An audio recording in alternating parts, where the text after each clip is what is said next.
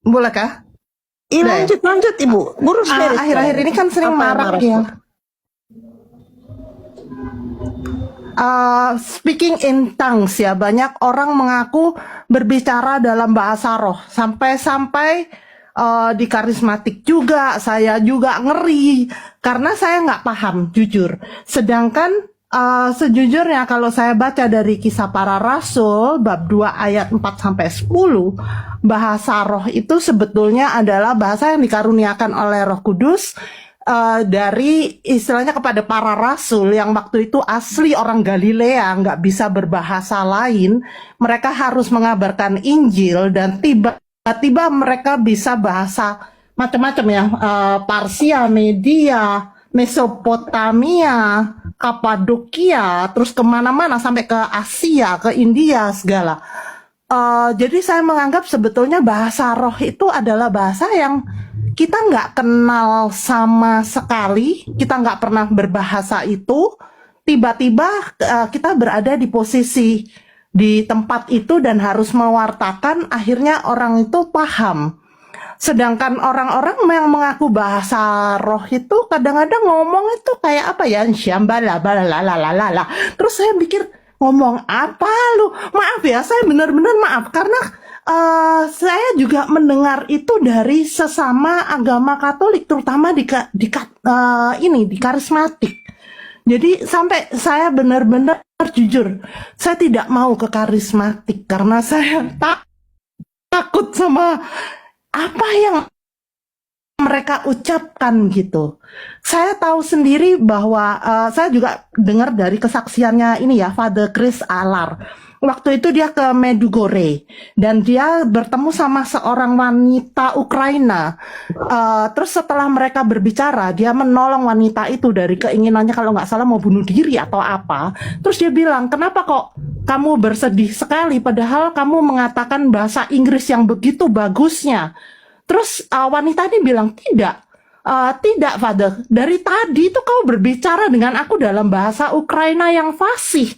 Terus Father itu bilang, tidak, saya tidak bisa bahasa Ukraina. Yang saya dengar Anda berbicara bahasa Inggris yang sangat fasih. Di situ yang saya betul-betul pahami, oh itu bahasa roh, bahasa dari Roh Kudus. Sehingga sama-sama paham untuk menyelamatkan orang lain. Tapi justru itu saya mau tanya sama ini ya, Father Hero, maksudnya apakah ada di dalam Katolik yang dinyatakan bahwa bahasa yang lalalala itu ternyata adalah bahasa roh? Udah itu aja sih nanyanya. Sebenarnya tidak semua boleh menggunakan itu. Hanya gereja yang menentukan siapa yang boleh berbahasa roh. 1 Korintus 12 ayat 28. Tapi ingat bahwa teman-teman tolong, karismatik itu pergerakan bagus sekali ya teman-teman. Mungkin kalian punya konsep pribadi dan semua, tetapi ingat bahwa karismatik Katolik dia punya pastor pendamping, dia punya uskup moderator dan semua. Jadi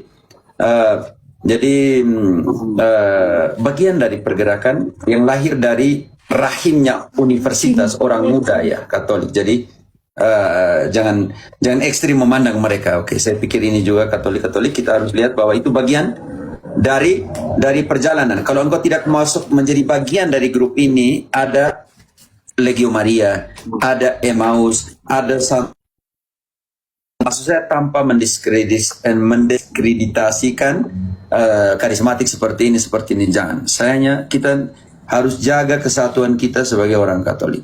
Ungkapan perasaanmu, saya nggak strike masuk ke sana, ya sudah, di situ ada Legio Maria yang lain, di Prok itu ada grup-grup yang lain. Tapi ingat itu, oke? Bagaimana kita memahami ini? Yang pertama, tolong, yang suka berbahasa roh, yang suka, ada bunyi apa nih? Yang suka berbahasa roh itu, di dalam 1 Korintus 12 ayat 28, gereja menetapkan siapa yang bisa berbahasa roh. Dan Allah telah menetapkan beberapa orang dalam gereja. Pertama sebagai rasul, kedua sebagai nabi, ketiga sebagai pengajar.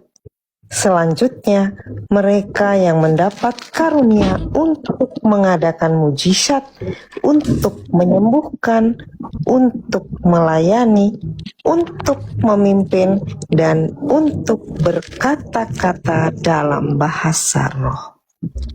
Jadi harus ditetapkan oleh gereja.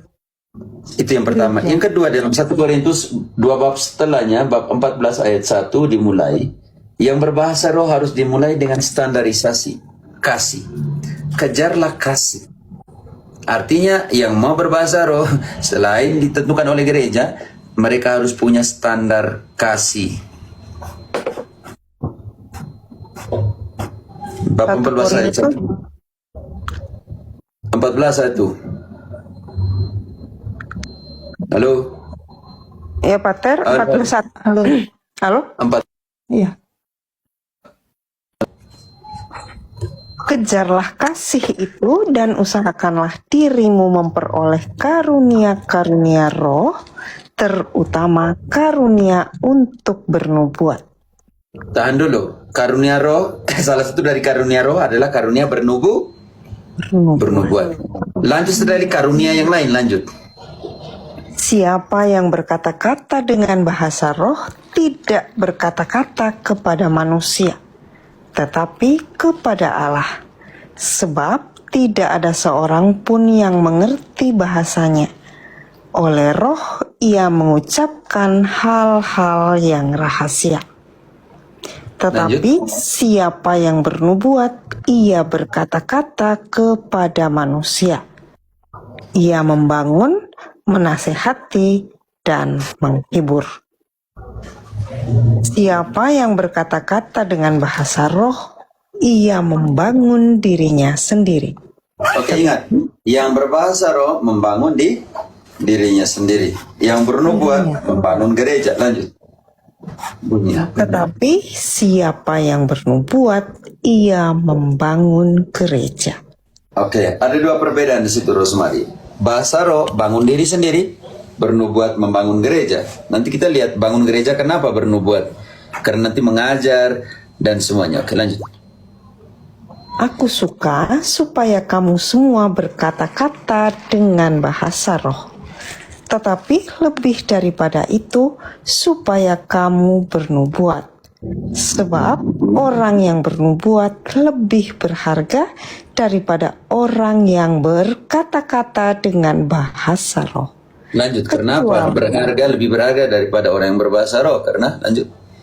Kecuali kalau orang itu juga menafsirkannya, sehingga gereja dapat dibangun. Kalau ada yang berbahasa dan bisa menafsirkan, dan penafsirannya tidak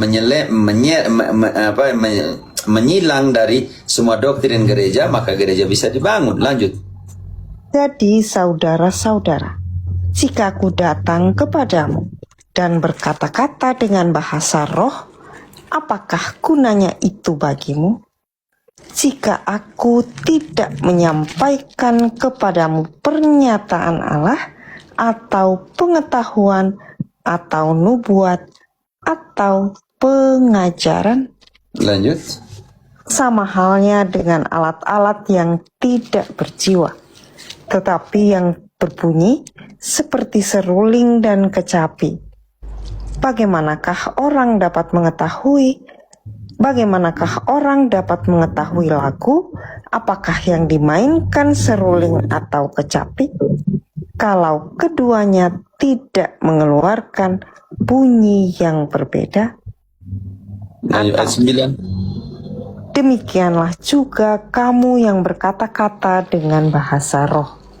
Jika kamu tidak mempergunakan kata-kata yang jelas, bagaimanakah orang dapat mengerti apa yang kamu katakan? Oke, ini penting sekali dalam kasus tadi di Mojogori, yang Ukraina, dia mengerti. Ini yang kategorikan di situ. Kalau engkau menggunakan bahasa, walaupun engkau tidak mengerti, engkau tidak tahu apa-apa, tapi orang yang mendengarkan mengerti. Ini yang kita katakan berbahasa roh dalam pengertian salah satu dari sudut pandang bisa dipahami itu. Jadi ingat baik-baik, semua ingat gereja harus menentukan. Yang kedua, yang ingin dalam pengertian berbahasa roh punya standar kasih. Karena itu kasih ada di mana? Di bab 13. Bab 14 bahasa roh, bab 12 ditentukan oleh gereja, bab 13 standar utama yang berbahasa roh adalah kasih. Bisa dibaca dalam 1 Korintus 13 ayat 4 sampai 7, definisi kasih, 14 definisi kasih. Dan ingat, karena bahasa roh adalah buah dari roh, maka yang berbahasa roh harus memiliki 9 kriteria buah-buah roh. Galatia 5 ayat 22. Apakah mereka memiliki itu atau tidak? 9 kriteria buah-buah roh. Tetapi buah roh ialah kasih, sukacita, damai sejahtera, kesabaran, kemurahan, kebaikan, kesetiaan, kelemah lembutan, penguasaan diri. Tidak ada hukum yang menentang hal-hal itu.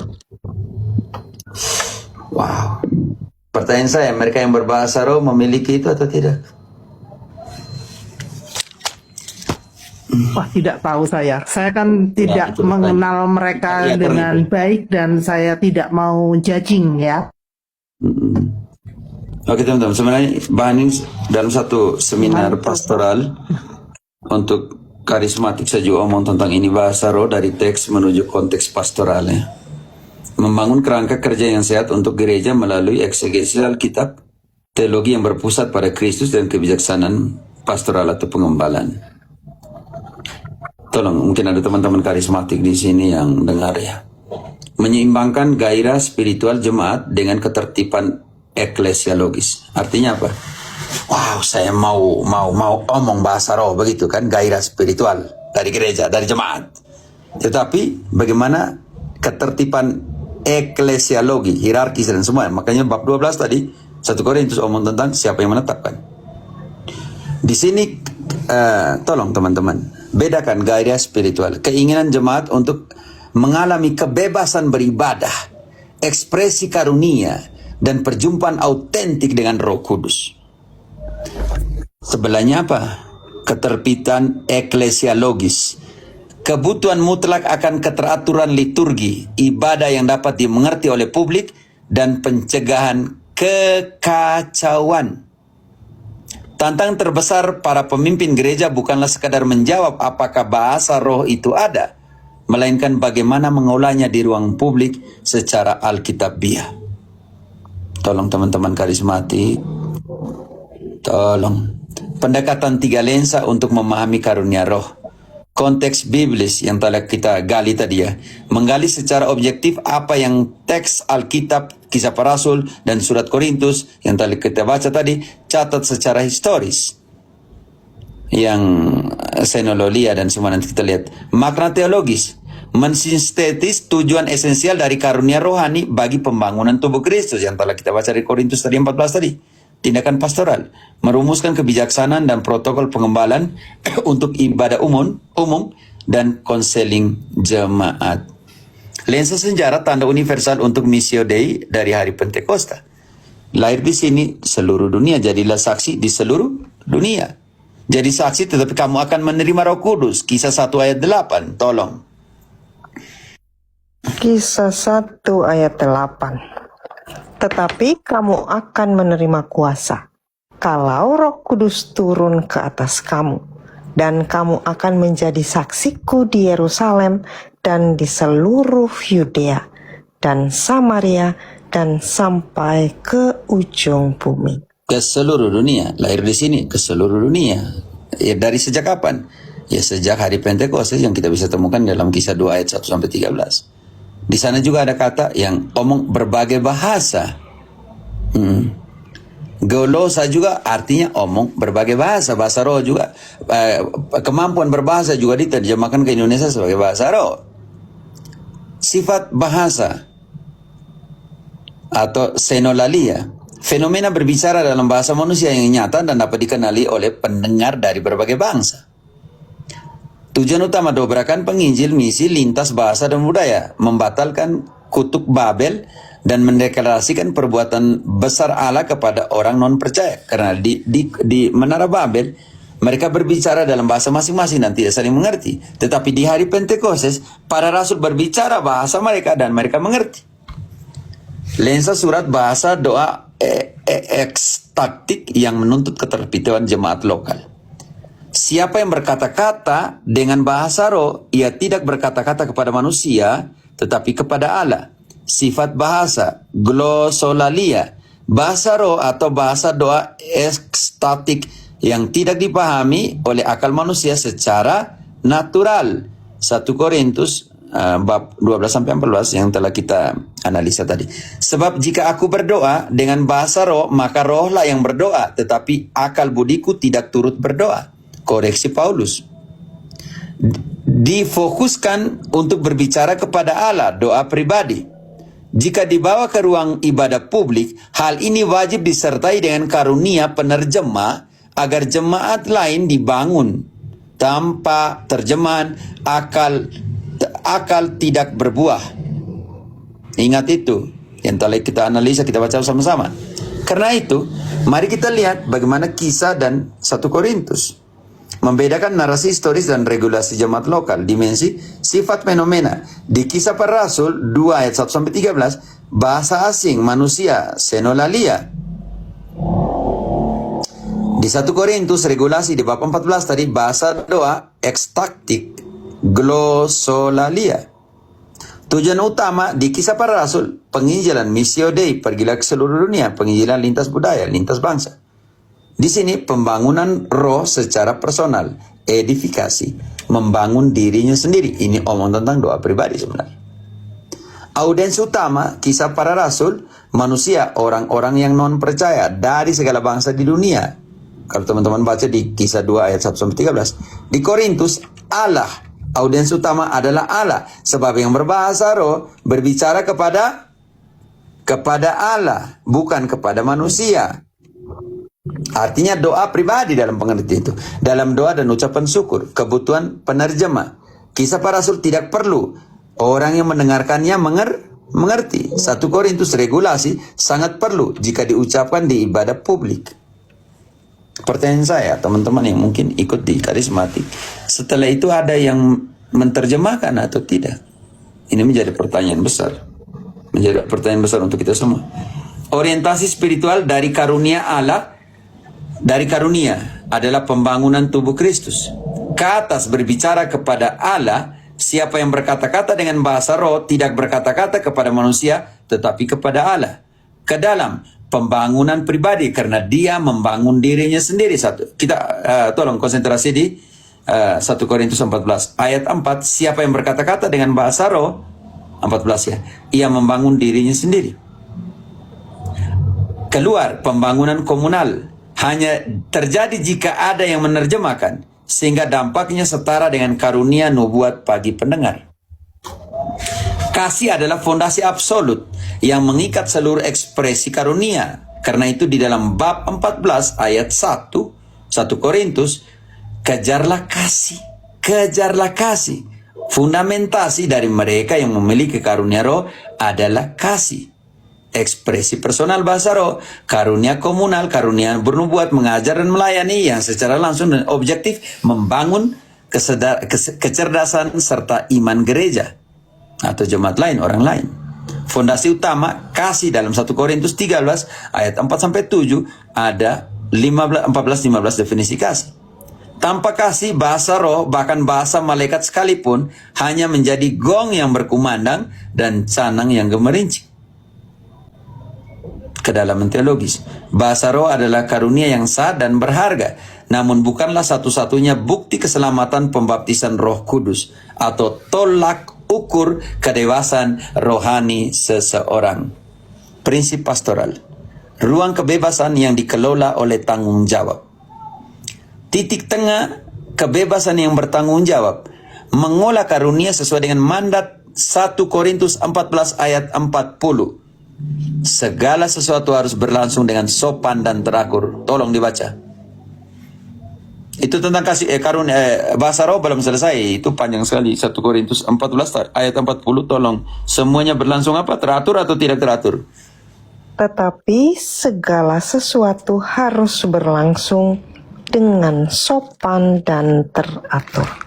Waduh, bahaya sekali. Karena ayat-ayat sebelumnya dia omong tentang apa? Bahasa roh atau tidak? Bahasa roh. Dan semuanya itu harus dilangsungkan dengan apa? Tolong baca kembali. Tetapi segala sesuatu harus berlangsung dengan sopan dan teratur. Saya tidak mau tanya di sana di sini kalian teratur dan sopan atau tidak waktu itu. Ini menjadi pertanyaan. Ekstrem kiri, pemadaman roh, ketakutan berlebihan yang melarang total ekspresi spiritual. Jangan padamkan roh, mereka bilang. Nanti kalau kita tidak omong bahasa roh, maka kita akan melanggar 1 Tesalonika 5:19. Jangan padamkan roh. Tetapi mereka lupa untuk berbahasa roh harus mempunyai standar kasih pertama. Harus mempunyai standar buah-buah roh dalam Galatia. Ekstrem kanan, kekacauan ibadah. Membiarkan siapa saja berbicara tanpa aturan. Mengorbankan kedamaian ibadah. Melanggar 1 Korintus 14 ayat 33. Sebab Allah tidak menghendaki kekacauan, tetapi damai sejahtera. Karena itu ibadah harus dibuat dalam 40 ayatnya, ayat 40. Melarang. 40 tadi. Tetapi segala sesuatu harus berlangsung dengan sopan dan teratur. Kenapa? Karena ayat 33 Allah. Sebab Allah tidak menghendaki kekacauan, tetapi damai sejahtera. Buat kacau lagi di ibadat. Protokol pastoral untuk ekspresi karunia di ruang ibadat publik. Ingat baik-baik, terdengar ekspresi bahasa roh secara lisan dalam ibadah umum. Apakah ada individu yang memiliki karunia penerjemah? Ya, karunia diterjemahkan. Menjadi pesan yang dapat dimengerti jemaat. Menghasilkan pembangunan komunal, edifikasi gereja. Tidak, sesuai dengan 1 Korintus 14 ayat 28. Tahan diri. Sedangkan di protestantisme, omong-omong bahasa roh, silakan omong. Tahan diri. 1 Korintus 14 ayat 28. Tahan diri. Jika tidak ada orang yang dapat menafsirkannya, hendaklah mereka berdiam diri dalam pertemuan gereja dan hanya boleh berkata-kata kepada dirinya sendiri dan kepada Allah. Omong dalam hati dengan diri sendiri dan Allah. Jangan buat kacau balau di situ. Diam di dalam jemaat. Berdoa secara personal di dalam hati kepada Allah. Pembinaan preventif melindungi jemaat dari kebingungan dan ekstremisme. Tolong, khotbah ekspositori. Mengajaran Korintus 1 Korintus 12 sampai dengan 1 Korintus 14 secara utuh dari mimbar. Tidak menghindari ayat-ayat yang sulit untuk menetapkan norma gereja secara publik. Kelas katekisasi dan pembinaan dasar. Memberikan ruang belajar struktur mengenai doktrin Roh Kudus. Pneumatologia bagi jemaat baru atau pelayan Tuhan. Literasi teologis jemaat. Hasil akhir di mana jemaat tidak lagi mudah terbawa arus pengajaran yang keliru, melainkan memiliki daya pembedaan rohani yang tajam. Merespon ketidakseimbangan psikologis dan spiritual secara personal. Menggembalakan jemaat yang merasa inferior, konteks jemaat yang merasa kurang rohani atau meragukan keselamatannya karena tidak memiliki karunia bahasa roh. Banyak yang begitu. Aduh, Tuhan tidak kasih kasihan saya. Tuhan tidak mengasihi saya karena saya tidak omong si raba-raba, si lukalaba, si lokalaba, semua pokoknya. Tindakan mengafirmasi identitas mereka di dalam Kristus, menegaskan bahwa Roh membagikan karunia secara beraneka ragam sesuai dengan kehendaknya. Tolong 1 Korintus 12 ayat 11. Kalau engkau tidak omong si raba-raba, si lokalaba, si ruku-ruku, si raka-raka, jangan kecewa karena Roh Kudus memberikan kau karunia untuk berbuat banyak. 1 Korintus 12 ayat 11. Tetapi semuanya ini dikerjakan oleh Roh yang satu dan yang sama, yang memberikan karunia kepada tiap-tiap orang secara khusus seperti yang dikehendakinya. Ada yang melayani, ada yang tahu masak, ada dokter yang menyembuhkan, ada konduktor ada ini sopir yang nyetir mobil bagus, ada yang bisa buat roti, ada yang bisa masak baik-baik, ada yang bisa dekor, ada yang bisa melukis. Kenapa kamu menyalahkan dirimu ketika kalian tidak bisa sebut si raba-raba, si robo-robo, si robot-robot, ya si apa lagi, si kucing-kucing, si apa-apa lagi di dalam kalian punya doa itu. Tolong Yang kedua, menegur jemaat yang bersifat superior. Konteks. Jemaat yang mengalami kesombongan rohani, elitisme, karena mereka bisa bahasa robo-robo, raba-raba, yang barang-barang begitu tuh, dan memandang rendah mereka yang tidak berbahasa roh. Memberikan teguran pastoral dalam kasih, mengingatkan kembali bahwa karunia adalah murni anugerah, bukan trofi prestasi rohani seperti Spanyol yang menang lawan Argentina, contohnya begitu. Integrasi utuh menuju kedewasaan gereja yang sehat. Kesetiaan pada teks biblis, memahami batasan dan presenden sejarah. Kedalaman spiritual dan teologi, menghargai pekerjaan Roh Kudus yang dinamis. Kebijaksanaan dan ketertiban pastoral, menjaga keamanan keteraturan eklesiologis. Pastor Rocky tolong kontrol yang grup-grup seperti itu tuh. Kematangan eklesiologi, gereja yang penuh kuasa Roh Kudus sekaligus berdiri teguh di atas kebenaran apostolik. Sintetis dari 1 Korintus 13 dan 14. Bahasa roh dikaruniakan untuk membangun, wajib dikelola dengan ketertiban jemaat, dan selamanya diikat oleh hukum kasih. Terima kasih, saya mau makan siang. Untuk semua. Bu Rosemary, begitu, Ibu. Tapi saya bisa bahasa roh loh, Pak. Thank you, Father. Nanti mau saya dengerin bahasa kirim roh saya nggak? email Saya address, mau minta makan siang. tolong dikirim ya tentang itu. Ya. Kalian pikir saya tidak makan kan? Saya makan. Iya makan, Boleh. Pater. Tapi bahasa roh sebentar sebelum Pater makan lah. Saya bisa bahasa roh, Pater. Bahasa roh IDC. Ah. Saya ada pertanyaan Dengar juga. ya, dengar ya teman-teman ya, dengar ya ini bahasa rohnya. Bahasa rohnya begini. Si kira raba-raba, raba-raba bundahara atas bawah depan belakang jos.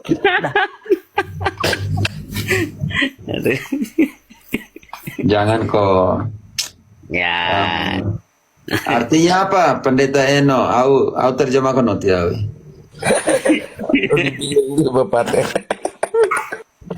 Au terjemahkan nanti bahasa roh ya kok au. Tapi Pater, saya ada sebelum ini makan siang saya ada. Kamu makan siang, Opon. Kau hari lain dulu. Kau pikir saya tidak makan siang? Kalian jahat kali. Saya mau makan siang. Dan badan tambah kurus nih, gara-gara belum bahasa roh. Saya mau cari sebab bahasa roh, tapi belum bahasa roh nih. Begitu ya Om, sudah begitu. Terakhir dengan bahasa roh itu tadi. Ya udah. Terima kasih Tuhan berkati dan Bapa Putra Roh Kudus. Amin. Saya makan siang dulu. Oke. Yo mantap. Bye-bye.